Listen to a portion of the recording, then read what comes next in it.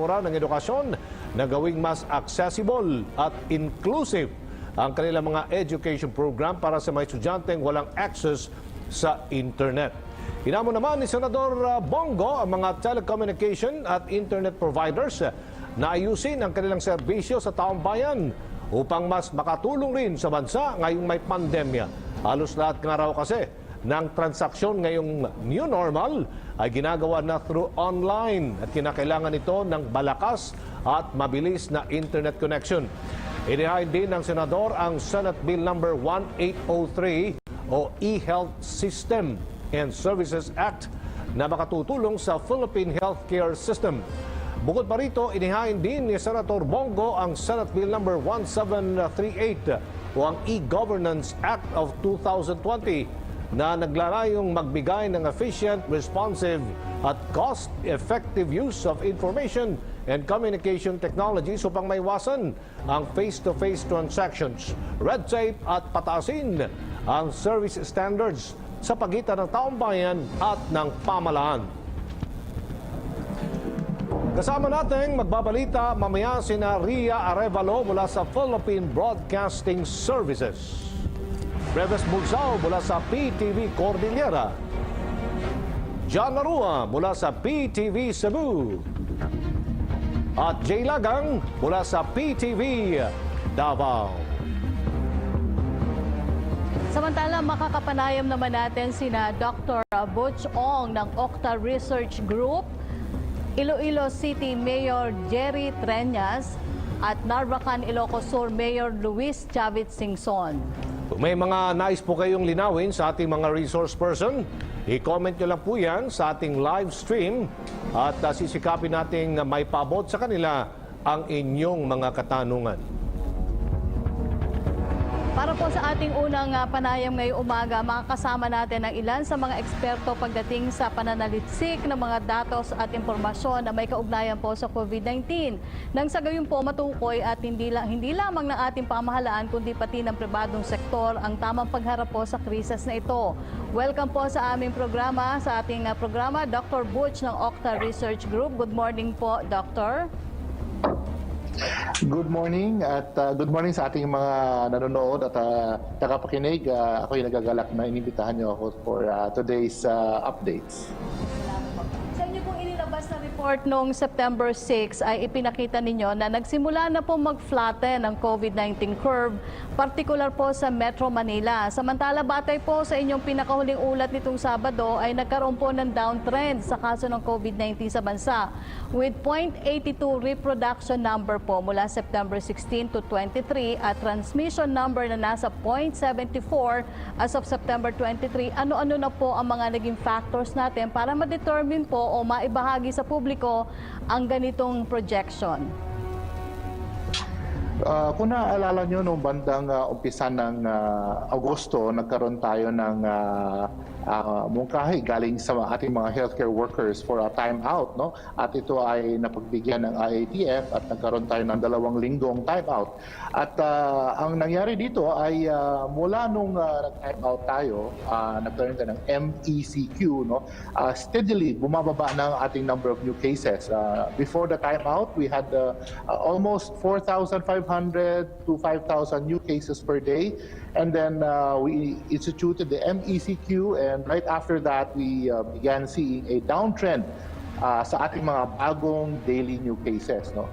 Bagamat ngayon nagkaroon tayo ng slight increase ng ating daily new case, pumalo tayo ulit sa 3,000, no?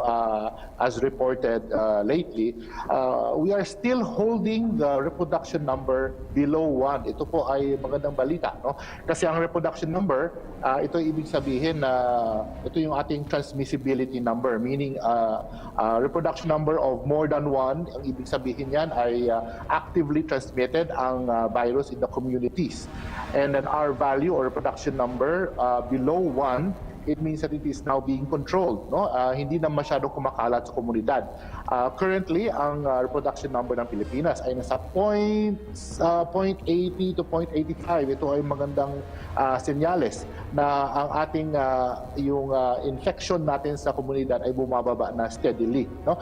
And sa NCR naman, tama kayo na sa pagsasabi na ito ay ang epicenter ng COVID-19 sa Pilipinas. Sa NCR naman ay gumaganda na rin ang ating reproduction number, no? Nasa 70s. I think 0.77 ang reproduction number ng NCR, no?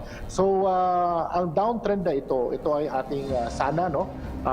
Masustain natin ang downtrend, no? Even if nakikita natin na medyo may konting fluctuations up and down sa ating daily reported new cases, we should maintain our minimal health standards, wearing of masks, for example, social distancing, wearing of face shields when we go outside, no? And staying home if there's no necessary reason to go out, no? All these standards, minimal health standards, have contributed to the decrease in the reproduction number. In fact, there's another medyo magandang balita na rin, ang positivity rate din ng NCR. That's how many positives are found for every 100 tested, no? Is at 9%, no? Ang una naming target is 10% for NCR, bumaba na to 9%. Yung WHO, ang target niya talaga for positivity is 5%. So papunta na rin tayo doon, no? Nagkaroon tayo ng positivity rate of as high as 14%, now it's down to 9%, no? So kung meron man panahon kung kailan tayo magkaroon ng mas strict na disiplina, mas strict tayo na sa sarili natin. Now is a time, no? Ngayon na pababa na, wag na natin hayaan ang ating gains, ang ating benefits for the last month and a half. Ever since we began the MECQ, no, we should still maintain the minimal health standard, no? The downtrend is encouraging, but the message here is it can actually surge at any time. So ang ating stopgap dyan, ang ating pinaka dahilan to control it is our discipline. In fact, I believe that everyone knows what to do, no? Hindi naman nagkurang talaga sa pag-uulat o pag-communicate kung ano talaga ang dapat gawin. And I think everyone knows what to do. And ang ating disiplina sa pagsunod nito, perhaps we will see a further downtrend to 5% for the positivity rate and further down to 0.5 our reproduction number, no? And perhaps at that time we will see a further easing of the quarantine restrictions, no? And as you know, the president has announced the restrictions lately, and this is to sustain the gains that we have had in August, in September, no? It will sustain it, the downtrend, until October. Opo. Doc, yan nga po yung susunod kong tanong sa inyo dahil dyan nga para masustain po yung positive trend na ito ng pamahalaan, pinaalalahanan nyo po yung ating gobyerno na panatilihin po yung sa ilalim ng General Community Quarantine. As you said nga po, sinabi na ni Pangulong Duterte, kasama po yung National Capital Region, na ito po yung tinatalang napakarami po ng mga naitatalang kaso ng COVID-19. So sa palagay po ninyo, hanggang kailan po nararapat na manatili under this classification ang National Capital Region? Bakit po? Alright, ang obserbasyon po namin sa research group namin ay every 2 weeks nakikita namin yung epekto ng quarantine restriction, no? So ibig sabihin nung humingi yung mga doktor ng time out nung umpisa ng Agosto, no? 2 weeks later, nakita yung gains nila. So nag-time out tayo for 2 weeks, and 2 weeks later, pagpasok na Setyembre, nakita natin na bumaba na ang number of new cases at bumaba na ang ating reproduction number and positivity rate, no? So the recommendation still follows the 2-week period of observation and monitoring. So kapag in-announce o in-anunsyo na maintain ang general community quarantine, no? At the very least 2 linggo ang ating observation noon, no? And at the end of 2 weeks, sa medyo bandang first 2 weeks of October or first week of October, kung nakita natin na bumaba na further to 5% ang positivity rate, and further down to 0.5 or even less ang ating reproduction number or yung R value, no, perhaps we can ease the restriction, no.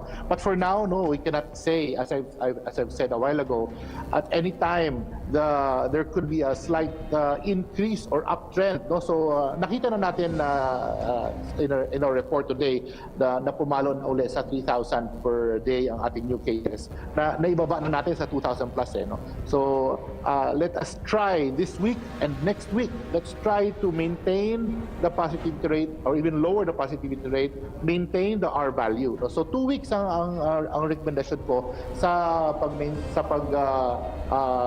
maintain ng ating current quarantine restriction. After 2 weeks, mag-decide uli, no? Depending on the trending that we will see the next 2 weeks. Opo, Doc, what do you mean daw po nung sinabi ninyo yung possible trend na po ay irreversible? Aside po sa mahigpit na quarantine measures na ipinatutupad, ano-ano pa po ba yung significant efforts na maaaring gawin para tuluyang mapababa talaga yung kaso ng COVID-19 sa buong bansa? As we know, no, yung mga natetest na positive in the community, ginagawa nila ng contact tracing, no. Ang mungkahi ko, ako ay isang doktor, no. Ang mungkahi ko sa ating mga kababayan ay kapag merong dumaan sa inyo at nag-contact trace, no, mag-cooperate po tayo, no. Tell the honest truth about what you're feeling and where you have been and who you have been in contact with, lalo na kapag may biyahe kayo sa isang hotspot area, no. So ang aking mungkahi dito ay yung ating contact tracing. Dapat ma-maintain natin or even add our contact tracers, no. Add the efficiency of our testing, our RT-PCR and other testing facilities, no. So with these factors, no, we will be able to see a greater picture. We will be able to see a better trending, no, in our projections, no. Pero ang nangyayari naman ngayon ay gumaganda naman talaga ang ating reporting, no, and gumaganda na yung ating trending. So i-maintain lang natin what we have now, no. Our hospital capacity has improved, meaning to say yung ating hospital ay hindi na ganoon kapuno, no. Although the hospital capacity is set at 70% utilization. So 70% of beds is the red marking, no. So sabihin danger zone na pa nag 70% yung utilization. No? Bumaba na to 60, 50s to 60. So gumaganda na, no. So even our hospitals are already feeling the gains of the improvement. No, our communities are feeling the gains of the decreased number of new cases and decrease in the positivity rate. No, all we have to do is sustain it. It's just to maintain it. No, we should not do anything drastic. No, we should not suddenly open economy wide. No, we still have a few more weeks to go of improve or increased discipline sa sarili. No, I'd like to note also that one of the things na nakikita namin sa communities is yung mga trends in exchange of money. No, doon talaga dumadami din yung number of cases. So going cashless, no, ginagawa na ngayon nga sa economy, no, going cashless, and kapag kumuha kayo, nagbayad kayo at ng barya, always wash your hands. That's one way we can curb the transmission in the communities. Opo, Doc, may mga gusto pong itanong ating mga samahan sa media. Si Evelyn Cruz po ng Filipino Mirror. Ito po yung question niya. 3 weeks ago, Dr. Guido David of the UP Octa team stated that the curve of COVID-19 infection has already flattened. Given the figures at present na more than 300,000 and rising, would you say that his statement is still true? When you talk about flattening the curve, we are going. We actually mean flattening it against the hospital capacity. You know, ibig sabihin we have to flatten or lower the number of new cases and lower the number of infected individuals in the community, so that our health capacities can or our healthcare workers, our hospitals, our wards, our ICU can take care of those who are sick. No? So now that we see that the hospital utilization is going down already, no? So ang ating curve ay naka-flatten in a way, naka-flatten, no? Pero ang mensahe talaga namin is this: yes, it is maintained at the flattened rate that Dr. Guito has mentioned, but it can still increase at any time. No, the only way we can control it is by maintaining the R value, no, the reproduction value. It's now at 0.77. If we can maintain it to 0.5 and lower, that will surely bring the curve down to a very, very controllable state. No? The positivity rate from 9% to 5 and below, that will further flatten the curve to the ideal level, such that perhaps at that time we can now begin to open economy some more. We can begin to release the quarantine restrictions further. No, so we are going down the number of cases, no, the positivity and the R value, no. So the curve is already beginning to flatten, no. It is not flattened yet to the ideal. Again, the WHO says the positivity rate should be 5 or lower, no. So we are flattening it already, but still not within the ideal rate to release the restrictions. Opo. Question naman po from Jillian Cortez ng Business World. Ito po tanong niya, is it possible that the Philippines will remain under lockdown until the end of the year or even next year with the rate of cases now as its Asian neighbors already reopened totally their economies? The Philippines has been on lockdown for over half a year already. Okay, I'd like to redefine lockdown. No, when we say lockdown, everything is locked down to the home. No, everything, economy is almost put at a halt, and we had that during ECQ. No, at the earlier part of the year. No, now it is now economy is opening up a little bit. We are no longer on the strict lockdown that we were talking about. Now we have to shift our definitions. No. What is a lockdown? For me, that's when we had ECQ, when we had a strict ECQ. Now we're into GCQ, which is a more relaxed restriction. No?